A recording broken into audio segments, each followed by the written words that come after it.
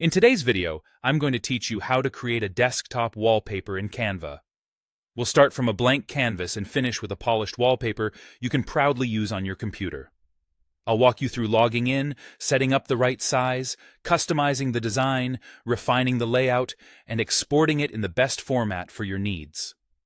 First, open Canva by heading to canva.com. Log into your account or sign up if you're new. A free account is perfectly fine for this project, and using a desktop browser will give you the most room to work comfortably.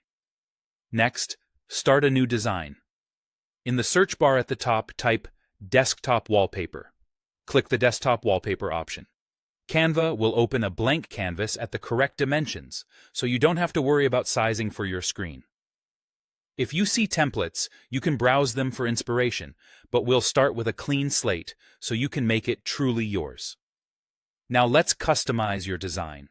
Add images by uploading your own photos or by choosing from Canva's built-in library. For crisp results, pick high-resolution images and scale them up only as much as needed. Drag the image to position it and use the crop and positioning tools to center a focal point. Add text for a quote, a mantra, or your name. Choose fonts that are easy to read and adjust size, spacing, and color for clarity. Aim for strong contrast between text and background, and consider a subtle shape or semi-transparent overlay behind text to improve legibility. Change colors to match your style or brand palette.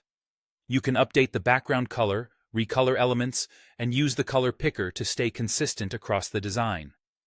Add decorative elements like shapes, lines, or icons to frame your content and add visual interest. Refine the layout by moving, resizing, or rotating elements until everything feels balanced.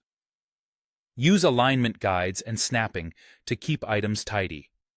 Group related items so they move as one, and adjust layering if something needs to sit in front or behind.